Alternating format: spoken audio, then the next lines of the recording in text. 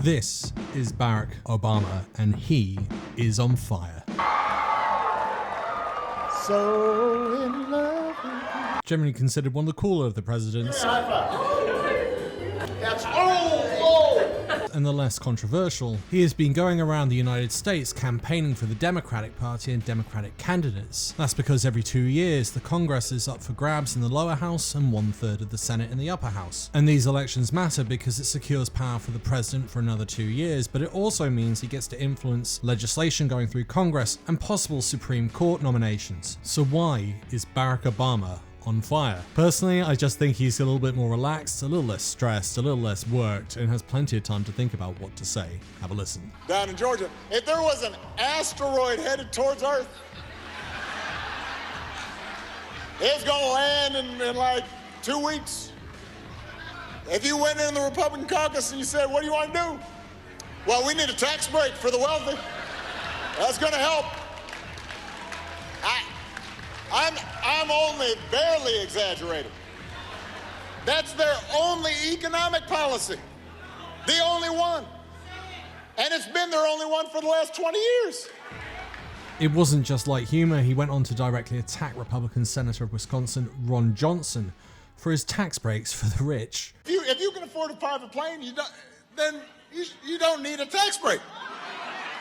But no, he fought for this. And then his adult children bought not one, not two, but 3 private planes, because apparently carpooling was not an option.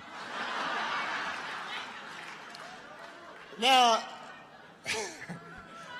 I mean, you need 3?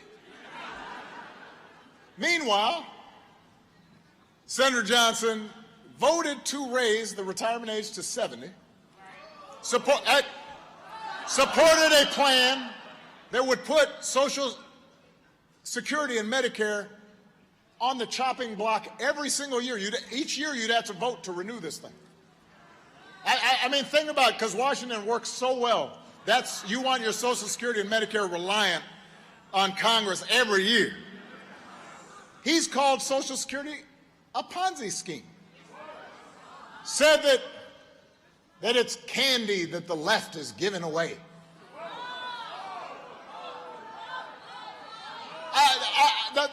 The point is, some of you here are on Social Security. Some of your parents are on Social Security. Some of your grandparents are on Social Security. You know why they have Social Security? Because they worked for it. They worked hard jobs for it. They have chapped hands for it. They had long hours and sore backs and bad knees to get that Social Security. And if Ron Johnson does not understand that, if he understands giving tax breaks for private planes more than he understands making sure that seniors who've worked all their lives are able to retire with dignity and respect, he's not the person who's thinking about you and knows you and sees you, and he should not be your senator from Wisconsin.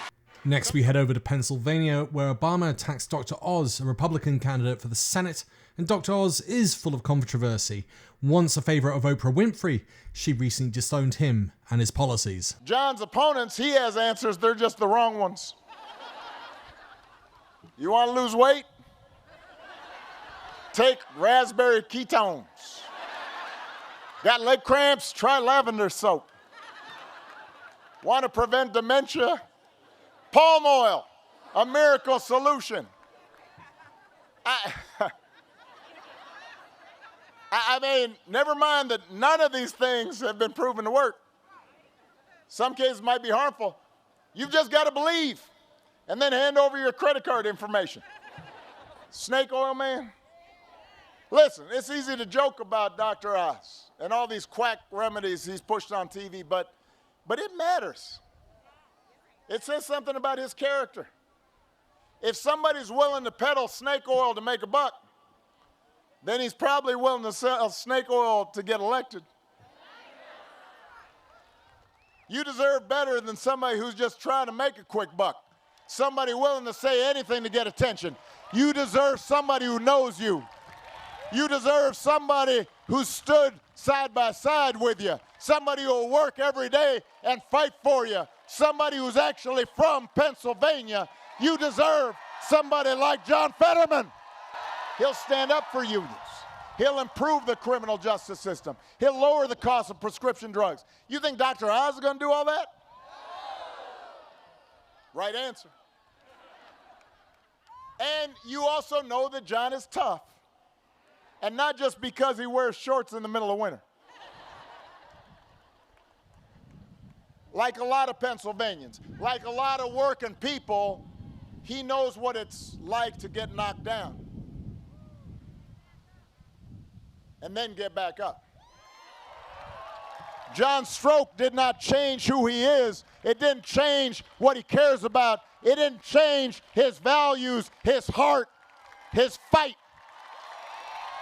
It doesn't change who he will represent. When he gets to the United States Senate, he'll represent you, and that's what you deserve. Staying in Pennsylvania, Obama went on a scathing attack on Republican policies. Republicans know this. And that's why they're doing everything they can to prevent you from voting.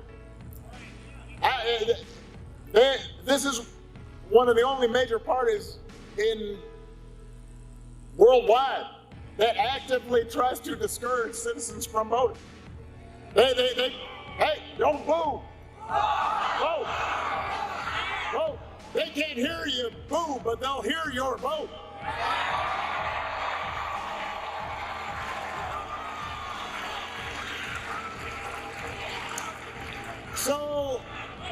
So they pass laws to make it harder to vote.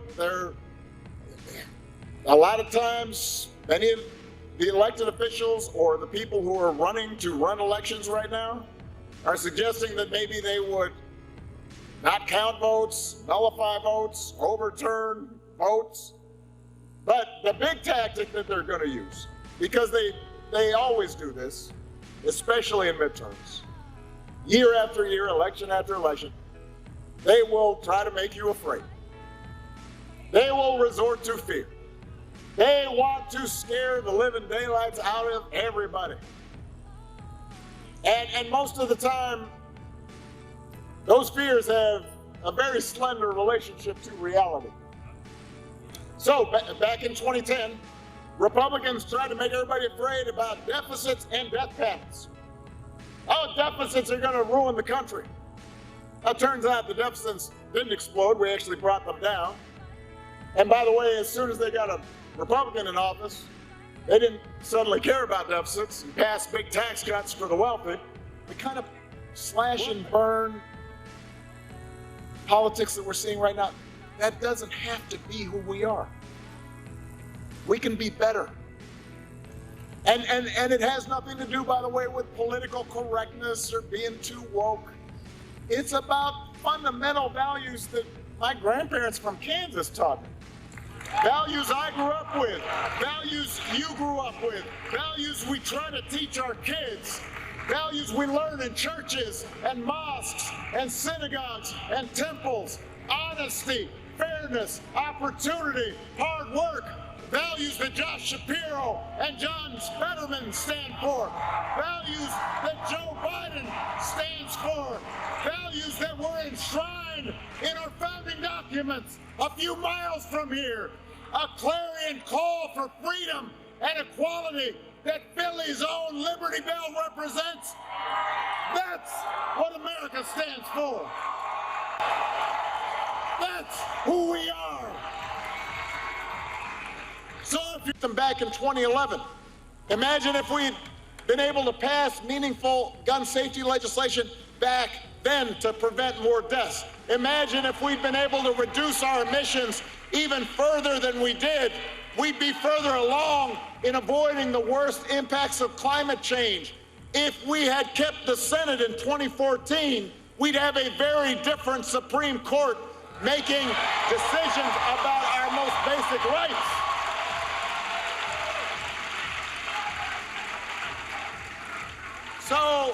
So midterms are no joke. Sometimes we get so focused on the presidency.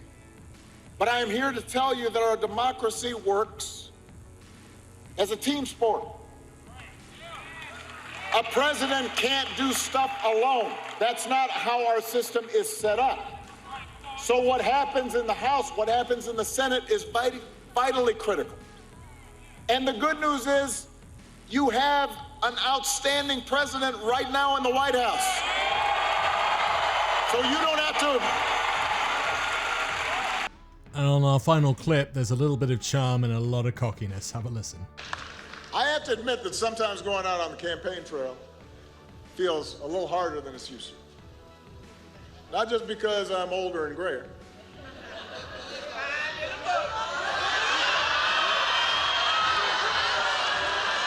I don't know if y'all heard that.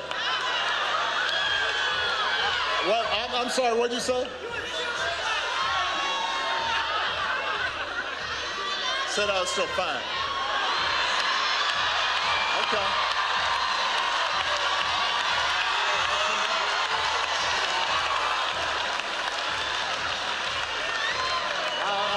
I'm not going to tell Michelle you said that. Although Michelle does agree. She knows. But we're getting distracted. Obama out.